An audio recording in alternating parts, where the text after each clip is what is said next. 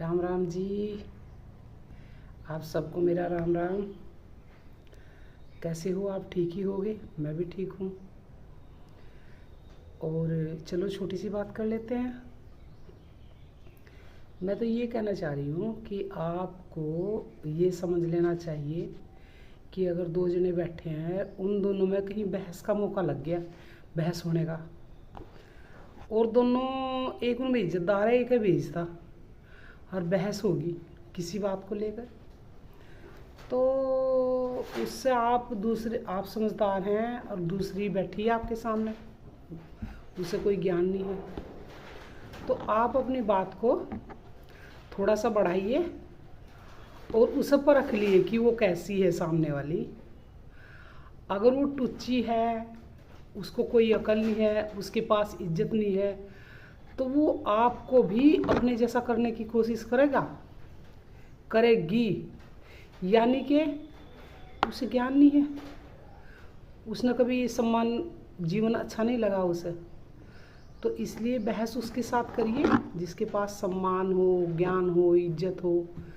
तो वही कहावत आ जाती है ना, अज्ञानी से ज्ञानी लड़े, ज्ञान सवाया हो, और मूर्ख से मूर्ख लड़े, तुरंत लड़ाई हो। तो इसका फैसला तो हम खुद कर सकते हैं। हम थोड़ा सा बहस करने के बाद हम समझ जाते हैं कि सामने वाली कैसी है, और बात को स्टॉप कर दो अपनी। चाहे वो अच्छी कह रही, चाहे वो बुरी कह रही, चाहे कुछ भी कह रही, आप चुप रहो, क्योंकि आप एक इज्जत वाले हो।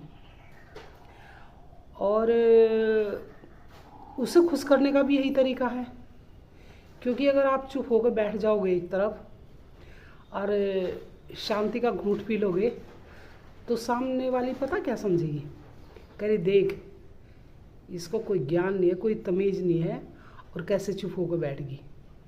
और मैं तो अभी से और सुनाती, इसे तो मैं अभी पिटाई भी करती इसकी, तो पर इस पर ना बोलना नहीं गया मेरे सामने, वो खुश हो जाएगी यह बात सोच कर। तो आप तो इज्जत वाले हैं ना, आपको चुप रहना चाहिए उस समय। पर एक बात का हमेशा ध्यान रखना कि उससे जब भी आपका सामना हो तो इज्जत से पेश आइए, क्योंकि आप इज्जत वाले हो। वो तो है ही मूर्ख दर्जे की, नालायक। तो कई जगह मैंने ऐसा देखा, पड़ोसन में बहस हो जाती है और बस पूरे मुंह फुलाती है, ये कर वो कर वो कर। अरे भाई, मैं तो कहीं भी ऐसा देखती हूँ ना कि भाई सामने वाला कुछ ज़्यादा तेजी बरत रहा, उसको ज़्यादा मान बढ़ाई की ज़रूरत है, हालांकि उसे कुछ अकल नहीं होती उसे, तो मैं तो वहाँ चुप हो जाती हूँ।